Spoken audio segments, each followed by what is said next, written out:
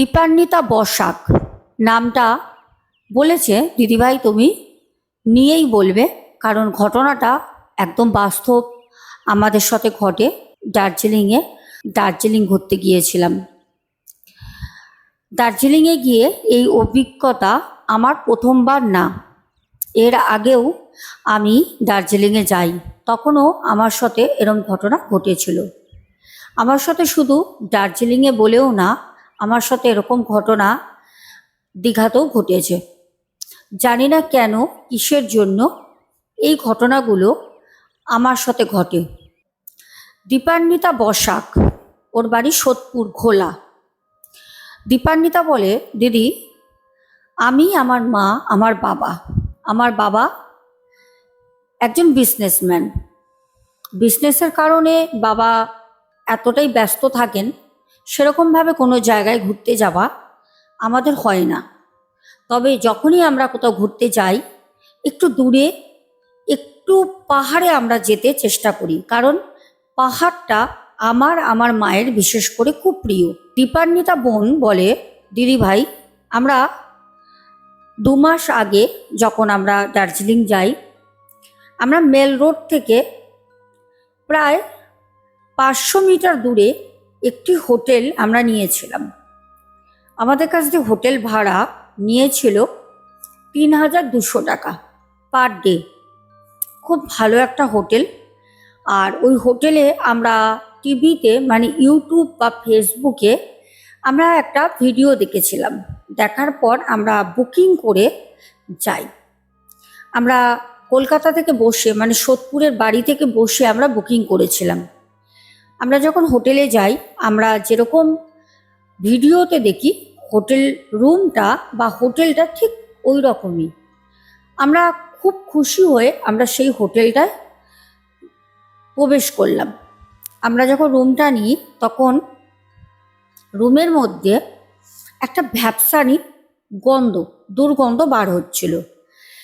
আমার মা, আমি একটু ঘৃণা পাচ্ছিলাম, তো আমার মা তখন আমাকে বুঝিয়ে বললেন যে দেখো, পাহাড়ি এলাকা তো, এমনিতে দার্জিলিংয়ে 12 মাস ঠান্ডা, রোদ বলে সেরকম জিনিস অতটা খেলা করে না, জানলাগুলো বন্ধ থাকে, সবই তো কাছের জানলা, তো ঘরের মধ্যে একটা ভ্যাপসানি গন্ধ থাকতেই পারে। মায়ের কথাটা মেনে নিয়ে আমি ঘরে নিজেকে মানিয়ে নিলাম রুমটার মধ্যে। সেই রুমে রাতের বেলা যখনই প্রথম দিনের কথা বলছি, আমরা 5 দিন ছিলাম ওই রুমে। প্রথম যেই দিন সন্ধ্যাবেলা রুমের মধ্যে শুয়ে আছি, হঠাৎ করে লক্ষ্য করলাম একটা চিচ্চির করে শব্দ হচ্ছে, যেরকম যদি দুটো তার জ্বলতে থাকে, অনেক সময় ইলেকট্রিক তার যখন জ্বলে, একটা দেখবে আগুনের শিখা বের হয়, তারে তারে ঘষা খেলে একটা চিচ্চির করে যেরকম আওয়াজ হয়, যেরকম শব্দ হয়, সেরকম একটা শব্দ হচ্ছে। আমি আমার মাকে বললাম, মা কি গো, একটা কিরকম শব্দ হচ্ছে, পোড়া পোড়া গন্ধ বার হচ্ছিল। মাকে বললাম, মা একটা পোড়া পোড়া গন্ধ পাচ্ছ, কিছু কি পুড়ছে নাকি? মা তড়িঘড়ি করে সময় নষ্ট না করে চারপাশে প্লাগগুলো অফ করে দিল। দিয়ে মা বলল বাবাকে, তুমি গিয়ে একটুখানি নিচে রিসেপশনে বলো না, দেখো না কি এরকম একটা দুর্ঘটনা ঘটে যেতেই পারে। তো বাবা সাথে সাথে গেল, গিয়ে বাবা বলল, তো ফোন করলেও হয়তো তারা আসতো, দেরি করতো, বাবার জন্য নিজে ছুটে যায়। বাবা গিয়ে বলতেই তারা কিন্তু আসে। তারা এসে সব কিছু চেক করে বলল যে না ম্যাডাম, এরকম কোনো অসুবিধা নেই, আপনাদের কোনো অসুবিধা নেই, থাকেন, এরকম কিছু হবে না, হয়তো অন্য কোনো জায়গায় কিছু পুড়ছে, সেই গন্ধ বেরোচ্ছে, তারা বলে চলে যায়। আমরা দেখলাম না, রুমের মধ্যে কোনো রকম কোনো অসুবিধা কিন্তু হচ্ছে না, নেই। তারপর আমরা বিকেলবেলা বার হই। আমরা একটু ঘুরলাম আশপাশে, কিছু খাবার দাবার, পাহাড়ি যে খাবারগুলো থাকে, মোমো, তারপর ওখানে ম্যাগি, ওগুলো তো গেলে খেতেই হয় পাহাড়ে। তো আমরা ওখানে গিয়ে একটু আনন্দ করে আমরা আবার তাড়াতাড়ি বেশি রাত করিনি, কারণ রাস্তাঘাট দেখলাম একদম ফাঁকা হয়ে যাচ্ছে, নির্জন রাস্তাঘাট। আমরা রুমে চলে আসি। প্রচণ্ড ঠান্ডা লাগছে, যখন এখানে এত গরম, দার্জিলিংয়ে রাতের বেলা সেদিন প্রচণ্ড ঠান্ডা। রুমে এসে হিটারটা অন করে আমরা বসে আছি, গল্প করছি। আমার মা আমার মেজো মামার সাথে কথা বলছে, আমি বসে ফোনে ইনস্টাগ্রামে রিলস দেখছি। আমার বাবা হঠাৎ বলল যে বেশি রাত করবো না, এমনি মানে শীতের রাত তো, চলো আমরা নিচে গিয়ে খেয়ে আসি। খাবার তো খেতে আমাদের নিচে যেতে হবে, ওরা হোটেলে কোনো খাবার প্রোভাইড করে না। হোটেলে খাবার দেবে কিন্তু সেই টাকা ওরা ধরে নিয়েছে, কিন্তু খেতে নিচে যেতে হবে। রুমে বসে খাবে দীঘাপুরীর মতো ওইসব কোনো ফেসিলিটি নেই। তো আমরা দেখলাম ঘড়িতে 9:03 বাজে। তো বাবা বললো আর 10-15 মিনিট পর যাবো। ওই 9:30টার দিকে আমরা গেলাম খেতে। গিয়ে আমরা খাবার খাই, খাবার টাবার খেয়ে আমরা রুমে চলে আসি। যে যার মতো খাই, আমি ভাত খাই, মা বাবা রুটি খান। খেয়ে আমরা রুমে আসি, এসে শুয়ে পড়ি। প্রচণ্ড ঠান্ডা, হিটারটা যেহেতু ছিল একটু বাছা, একটু গরম গরম ফিল হচ্ছিল, তবে খুব একটা না। তা আমরা এসে যে যার মতো শুয়ে পড়ি। রাতের বেলা মা বাবা ঘুমাচ্ছেন। দীপান্বিতা বলছে, দিদি আমার না ঘুম আসছে না, জানো তো। আমি না শুধু মনে হচ্ছে যেন ওই উইন্ডো আছে, একটা ছোট্ট ব্যালকনি আছে রুমটার মধ্যে, তো ওই ব্যালকনিতে গিয়ে মনে হচ্ছে আমার মনটা টানছে যে রাতের অন্ধকারে দার্জিলিংটা আমি একটু ফিল করব।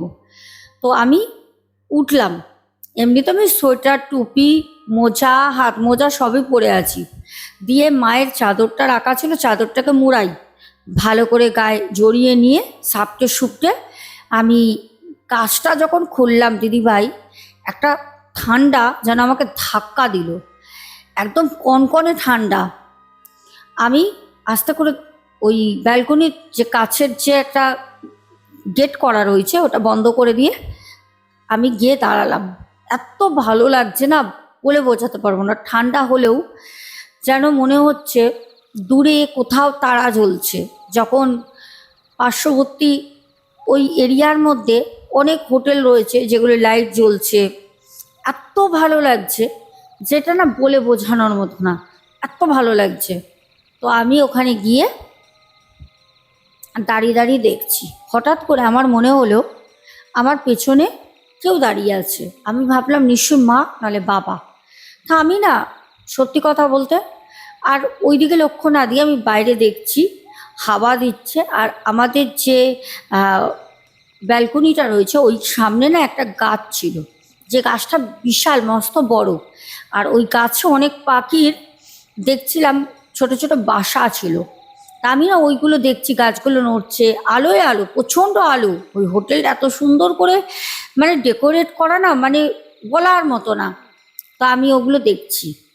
আমি জানি হয়তো মা বা বাবা আছে। আমি বলছি কি দেখো এখানে সত্যি কত সুন্দর, যদি আমাদের এখানে একটা দার্জিলিংয়ে বাড়ি থাকতো, এরকম মনে অনেকেই আমরা আবেগ বশত বলে থাকি ঘুরতে গিয়ে ভালো লাগলে সেই জায়গায়। তো দীপান্বিতা বলছে, আমি বলছি যে এরকম যদি আমাদের এখানে একটা বাড়ি থাকতো কত ভালো হতো না। আমাদের কলকাতায় কত গরম পড়ে, আর এখানে দেখো 12 মাস ঠান্ডা। গাছটা দেখো কত সুন্দর, মানে ঝিরঝির করে হাওয়া দিচ্ছে, নড়ছে, পাখির বাসা রয়েছে, মানে অপূর্ব একটা সুন্দর, মানে 1টা বাজে, রাত 1টা, ওই মুহূর্তটা আমি উপভোগ করছি। অনেকক্ষণ ধরে কথা বলছি, জানি মা বাবা আছেন, কিন্তু অনেকক্ষণ পর আমার মনে হলো যে কেউই নেই। আমি না পেছনে ফিরলাম, হতবাক হয়ে গেলাম, পেছনে কেউ নেই।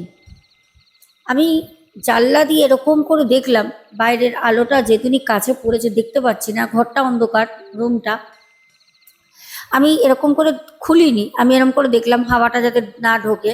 দেখলাম বাবা মা কিন্তু ঘুমাচ্ছেন। তাহলে এতক্ষণ আমি যে ফিল করলাম আমার পিছনে কেউ দাঁড়িয়ে আছে, তাহলে কি সেটা আমি সম্পূর্ণ ভুল মনে করছিলাম? না না, এটা আমার মনের ভুল, সম্পূর্ণ মনের ভুল। আমি মনে করে আমি আবার গিয়ে শুয়ে পড়ি।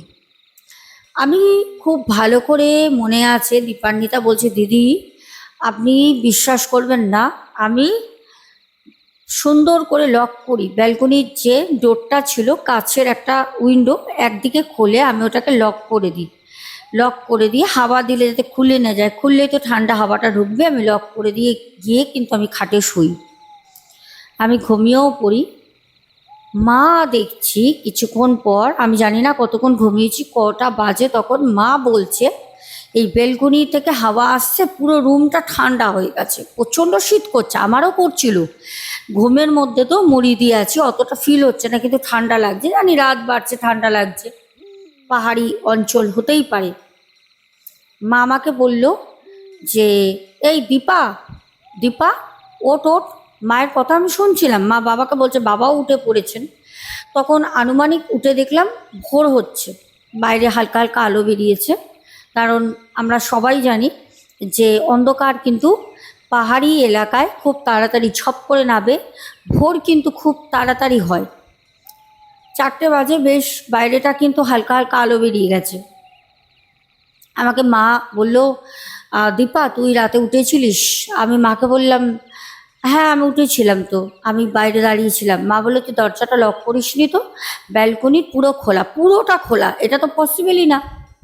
আমি যদি উঠি, আমি যদি লক নাও করি, আমি পুরো খুলে শুয়ে পড়বো, এটা তো হতে পারে না। আর আমার ভালো করে মনে আছে আমি লক করেছি, কারণ লক করার সময় আমার আঙুলে লেগেও ছিল, আমার মনে আছে। তার জন্যই মাকে বললাম। মা কথাটা বিশ্বাস তো করলেন না, উল্টে আমাকে অনেক কিছু শুনিয়ে দিলেন। যাকগে, আমি আর সেই প্রশ্ন নিয়ে কিছু বলিনি। সারাটা দিন আমাদের ঘোরা, সাইট সিন ভিজিট করা, সব কিছু করে আমরা আবারও ওই বিকেল বিকেল বেলায় রুমে ফিরে আসি। বাইরে খাওয়া দাওয়াটা করি, রুমে আসি। রুমে আসার পর রুমের মধ্যে আবারও ওরকম একটা ভ্যাপসা গন্ধ, ঠিক ভ্যাপসানি গন্ধটা বলবো না, একটা কীরকম পচা পচা একটা দুর্গন্ধ, যেটার মধ্যে না থাকা যায় না, একদম পচা একটা দুর্গন্ধ বার হচ্ছে। মাকে বললাম, মা দেখছো আমরা তো রয়েছি, এরকম আবার একটা বিচ্ছিরি দুর্গন্ধ বেরোচ্ছে। মা আমাকে বললো দাঁড়া। মা রিসেপশনে ফোন করলো, 500 নাম্বার ছিল, 500 ডায়াল করে ফোন করতে মা বলল যে একটু স্প্রে দিয়ে যান না, রুম স্প্রে। রুমের মধ্যে বদ্ধ ঘরে, মানে গেট বন্ধ ছিল, আমরা ছিলাম না, সকাল দিয়ে একটা দুর্গন্ধ বার হচ্ছে। ওরা রুম স্প্রে সাথে সাথে দিয়ে যায়। হোটেলটা কিন্তু এমনি খুব ভালো, ওদের যে সার্ভিসগুলো প্রোভাইড করছিল খুবই ভালো, বাজে কথা বলবো না। তো ওরা এসে রুম স্প্রে দিয়ে গেল রুমের মধ্যে। তা আমরা রুম স্প্রে দেওয়ার পর রুমের মধ্যে থাকি। এইবার রাতের বেলা সেই দিনকে আমরা বুঝতে পারছি একটা না, সেই নখ দিয়ে যদি ধরো কোনো একটা ধরো কাঁচ বা দেয়ালের মধ্যে নখ দিয়ে যদি কেউ টানে, একটা খ্যাচ খ্যাচ খ্যাচ খ্যাচ করে শব্দ হয়, ঠিক ওই রকম একটা খ্যাচ খ্যাচ করে শব্দ হচ্ছে।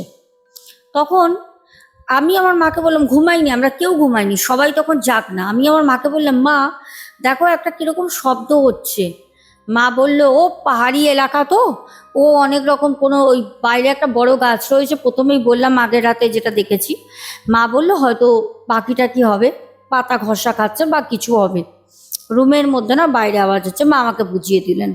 তো মায়ের কথা মতো আমি বললাম যে ঠিক আছে, হতে পারে। তো রাতের বেলা আর সময় নষ্ট না করে মা বলল শুয়ে পড়। তো আমরা সবাই একসাথেই কিন্তু শুলাম। আবারও আমার রাত 1টার সময়, জানি না বাড়িতে এরকম কিন্তু হয় না আমার, ওখানেই যাওয়ার পর এই জিনিসগুলো হচ্ছে। রাত 1টার সময় হঠাৎ আমার আজকেও ঘুমটা ভেঙে গেল। আবারও আমার ব্যালকনিতে যাওয়ার জন্য মনটা প্রচণ্ড ছটফট করছে। ব্যালকনিতে আমি যাব, আমি ব্যালকনিতে উঠে চলে গেলাম। যাব না যাব না যাব না করে 8 ঘন্টা নিজেকে বোঝাতে বোঝাতে একটা সময় ব্যালকনিতে আমি চলেই গেলাম। ব্যালকনি থেকে দাঁড়াই, আবার ফিল হচ্ছে কেউ যেন, আমি দাঁড়িয়ে রয়েছি, আমার পেছনে 2টো চেয়ার রাখা, কেউ যেন চেয়ারে বসলো। চেয়ারে দেখবে যদি কেউ বসে, চেয়ার যখন পায়াটা ঘষা খায় একটা ক্যাচ করে টানার শব্দ হয়, আর সেই শব্দটা কিন্তু আমি পেলাম। আমি সাথে সাথে পেছনে তাকালাম এরম করে। যখন আমি ঘুরলাম, বিশ্বাস করবে না, আমি দেখলাম চেয়ারটা যেরকম রাখা ছিল, চেয়ারটা মুভমেন্ট হয়েছে, চেয়ারে কেউ নেই। আমি ভয় পাচ্ছি, কিন্তু আমি একটা জিনিস জানি ছোট থেকে, আমি অনেক গল্পের বইও পড়ি, সাহিত্যের বই পড়ি, বই পড়া আমার একটা হ্যাবিট। আমি একটা জিনিস জানি, যে ভয় পেলে কখনো ভয়টা তুমি পাচ্ছ, ভয় পাচ্ছ, সেটা তুমি কখনো বোঝাতে পারবে না তোমার মুখে যে তুমি ভয় পাচ্ছ। তুমি ভয় পাচ্ছ সেটা তোমার মধ্যে রাখো।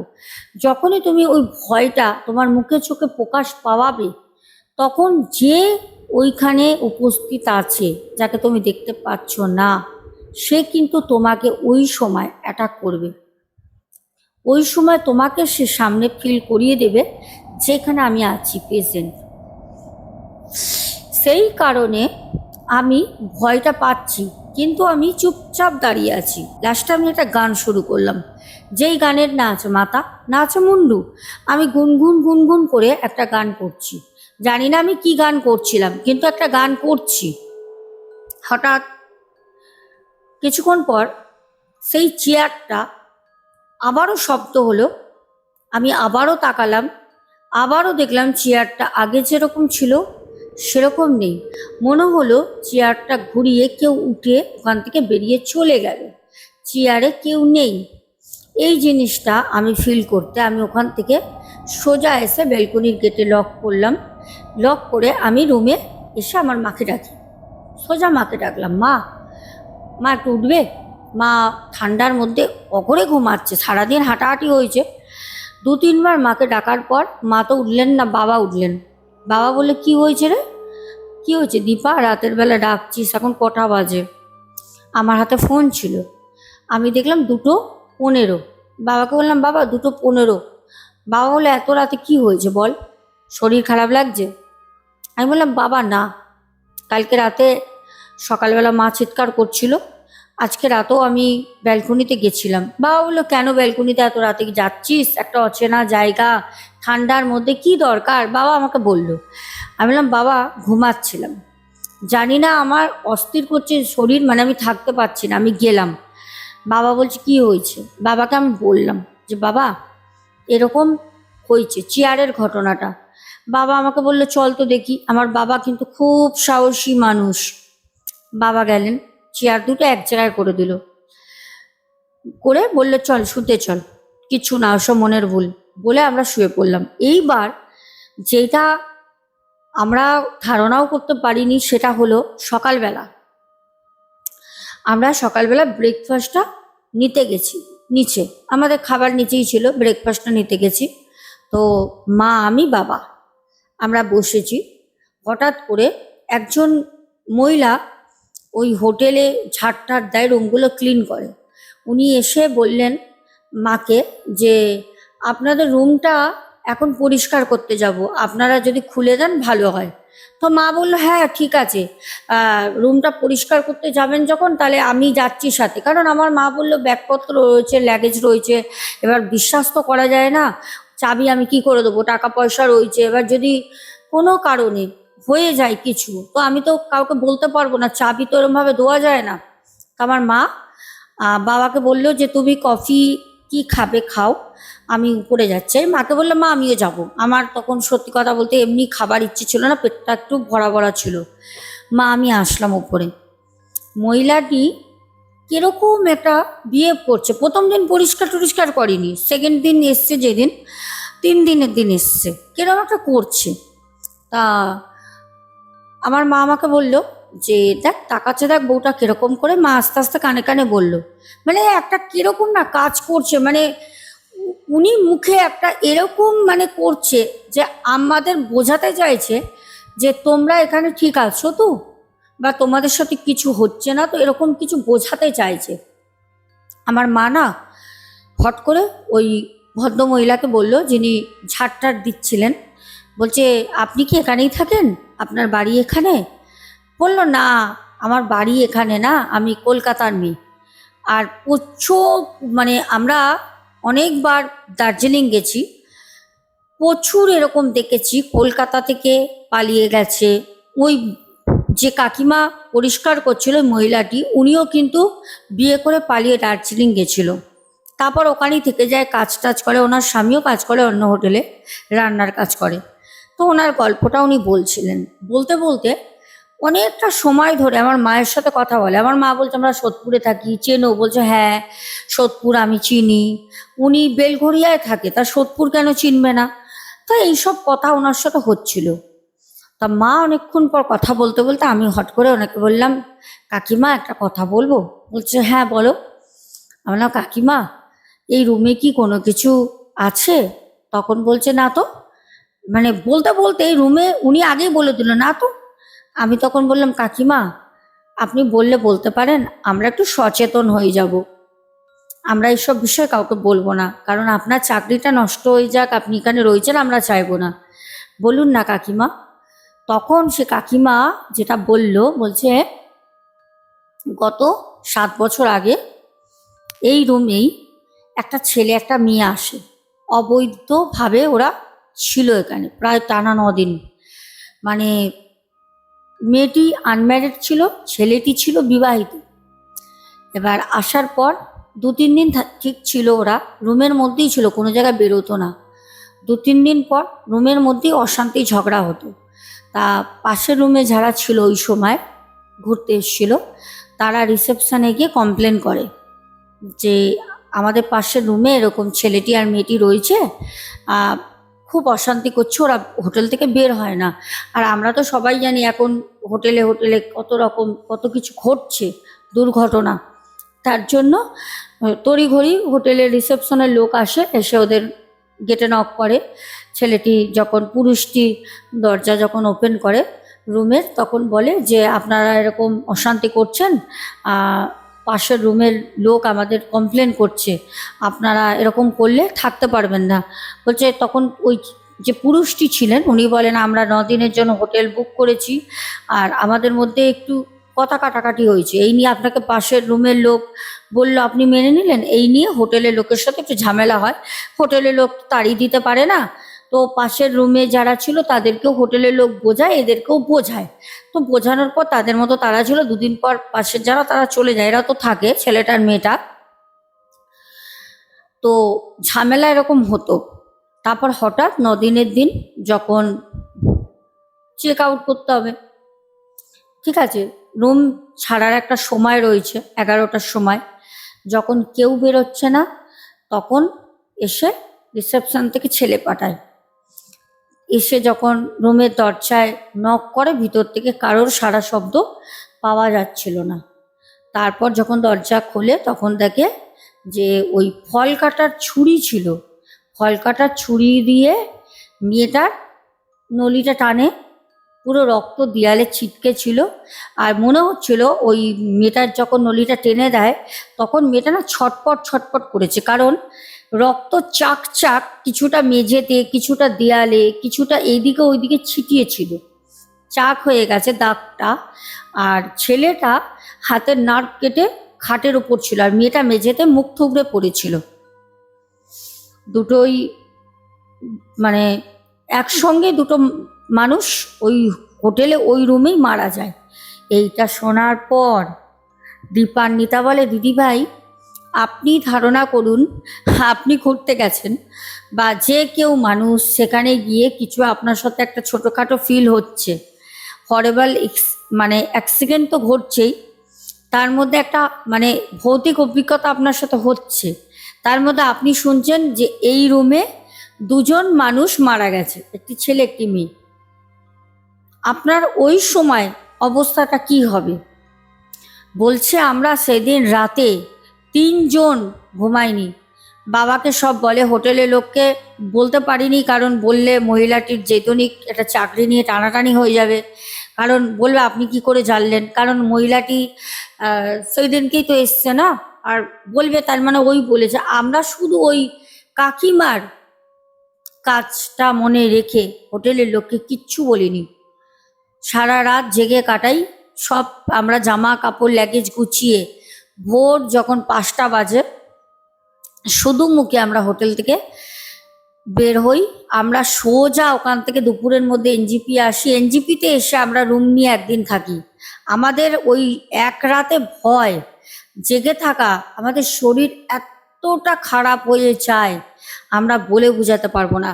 3জন আমরা রাতে যখন জেগে থাকি দার্জিলিংয়ের সেই রুমে, রাতের বেলা মানে অদ্ভুত অদ্ভুত জিনিস আমাদের সাথে ঘটে। যেরকম রুমের মধ্যে মানে ওই যে রুমের দরজা, ওই দরজার মধ্যে মনে হচ্ছে কেউ ভেতর দিয়ে, মানে আমরা তো রুমে 3 জন বসে আছি, ভেতর সাইড দিয়ে কেউ যেন দরজার মধ্যে মারছে, আঁচড়াচ্ছে, কাঁদছে। হতে পারে যখন ওই মহিলা মানে যে পুরুষটি গলা কেটেছিল, হতে পারে সে হয়তো বাঁচার জন্য ওরকম করেছে, জানি না। আমরা যে আগে 2 দিন ছিলাম এরকম কিছু হয়নি, ভয় পাচ্ছিলাম। দীপান্বিতা বলছে এরকম চেয়ারের আওয়াজ বা মনে হচ্ছিল রাতের বেলা কেউ আছে সাথে, একা নেই। কিন্তু সেদিন আমরা জানার পর মানে দরজা ঝাঁকানো, মানে ছটপট করা, মনে হচ্ছে যেন কেউ দৌড়াদৌড়ি করছে রুমের মধ্যে। খুব খারাপ একটা পরিস্থিতি আমাদের হয়েছিল সেই দিন রাতে। আর আমরা ওই ভয়টা মনের মধ্যে নিয়ে আমরা দার্জিলিং থেকে ভোরবেলা যখন আমরা চলে আসি এনজিপিতে দুপুরবেলা, এসে আমরা রুম নিয়ে, মানে রুম নিতেও আমাদের ভয় লাগছে। আমরা বসেছিলাম, বললাম এই রুমে লোক বেরোলে নেব। আমার মা রীতিমতো, মানে শুনলে হাসি পাবে কিন্তু এটা যারা ওই সময়টা ফিল করেছে জানে। যারা এনজিপিতে আমরা ছিলাম, ওই এনজিপি থেকে যখন রুম থেকে হোটেলের লোক বেরোয়, আমার মা তখন বললো, দিদি আপনারা এই যে রুমটায় ছিলেন 112 নম্বর না 122 নম্বর ছিল, বললো আপনাদের রুমে কি কোনো রকম কিছু রাতের বেলা ঘুম হয়েছে দিদি? বললো হ্যাঁ, কেন জিজ্ঞেস করছেন? তখন বললো মা যে না, আমরা এরকম দার্জিলিং গেছিলাম, আমাদের সাথে এরকম হয়েছে। তখন ওনারা বললো যে না, আমরা এই হোটেলে ব্যবসার, ওনারা বিজনেস পারপাস এনজিপিতে আসেন, ওনারা দার্জিলিংয়ে যান না, ওনাদের উত্তর দিনাজপুরে বাড়ি। বললো আমরা আসি, আমরা এই রুমে থাকি, আমরা এই হোটেলে, এখানে কোনো অসুবিধা নেই। তারপর আমরা ওই রুমে থাকলাম, মানে রুমে থাকতেও আমাদের ভয় লাগছে এনজিপিতে এসে। ওর পরে আমরা মানে 2-3 বছর কোনো জায়গায় ঘুরতে যাইনি। মানে আমাদের 2-3 বছর না, ওই দার্জিলিংয়ের হোটেলের অভিজ্ঞতা 2-3 বছর আমাদের শুধু তাড়া করে বেরিয়েছে। আমরা মানে ঘুরতে যাব যখনই প্ল্যানিং করতাম তখনই ভাবতাম যে কোথায় যাব, ওখানে গিয়ে যদি আবার আমাদের সাথে এরকম কিছু একটা ঘটনা ঘটে। মানে এতটা ভয় আমাদের 3 জনের মনে বসেছিল। তারপর যখন আমরা গেছি প্রথম 2-3 বছর পর, তখন আমরা, আমার ওই মামা, মামি, মামার 2 মেয়ে 1 ছেলে, মানে সবাই একসঙ্গে গেছি ঘুরতে, যাতে ভয়টা কম হয়। আর গিয়ে আমাদের আর কোনো অভিজ্ঞতা হয়নি। তার আগে দার্জিলিংয়ের অভিজ্ঞতা, আমাদের দীঘার অভিজ্ঞতা হোটেলের আছে। আমাদের বোন বলেছে, দিদিভাই আমি দার্জিলিংয়ের ঘটনাটা বললাম, এটা রিসেন্ট ঘটে যাওয়া, হ্যাঁ এটা রিসেন্ট ঘটে যাওয়া ঘটনা। আর দার্জিলিংয়ের যদি তোমরা আরও ঘটনা বোনের মুখ থেকে শুনতে চাও, বলবে, কমেন্টে লিখবে, দীপান্বিতা বোন অবশ্যই ঘটনাগুলো শেয়ার করবে। ঘটনাটা কেমন লাগলো বলো। অ্যাকচুয়ালি কি বলো তো, ঘটনাটা বলার সময় আমি একটুখানি গভীরে চিন্তা করছিলাম যে সত্যি যারা ঘুরতে গিয়ে এরকম অভিজ্ঞতা হয়, সত্যি কথা বলতে তারা জানে যে তাদের সাথে কি হচ্ছে। মানুষ না ওই জিনিসগুলো বোঝে না। অনেকে দেখো অনেক রকম কমেন্ট করে, বলে ভগবানকে ডাকি তাদের সাথেও যেন কোনো রকম এরকম নেগেটিভ কিছু না ঘটে, কারণ এইটা না সত্যি মানে নেওয়া যায় না, ঘুরতে গিয়ে এরকম হলে পারে। যাই হোক, কেমন লাগলো তোমাদের বলো। আমরা এবার কমেন্ট করবো, চলো। আচ্ছা, প্রথম কমেন্ট করেছো বনানী কর্মকার দিদিভাই, তারপর রূপা ব্যানার্জি, তমাল মণ্ডল, তারপর কমেন্ট করেছো সুনিতা চন্দ্র, সন্তুর দুনিয়া, রূপা দে, পাপ্পু দে, হোয়াইট কিং বনু, তারপরে শঙ্কর ভদ্রা দাদাভাই কমেন্ট করেছো, তারপরে হোয়াইট কিং বনু, আমাদের বাংলাদেশ থেকে মিম, পাপ্পু দে, দীপক হালদার, তারপরে পাপ্পু দে ভাই, শম্পা মিত্র, তারপর কমেন্ট করেছো শম্পা মিনি কিচেন থেকে প্রদীপ দাস, আব্দুল হক ভাই বাংলাদেশ থেকে, তারপর কমেন্ট করেছো আমাদের হোয়াইট কিং বনু, দেবমিতা রয় বিদ্যা, তারপর কমেন্ট করেছো শ্রাবণী হাজরা, সিদ্ধার্থ পুরো কায়স্থ, তারপরে পুষ্প দত্ত, চৈতালি চক্রবর্তী, সোমা দাস পরিবার থেকে, প্রিয়াঙ্কা দাস, আয়ান হালদার, রূপা দে, সুজাতা দাস, রাজীব জাসওয়াল, পাপ্পু দে, কণিকা চ্যাটার্জি।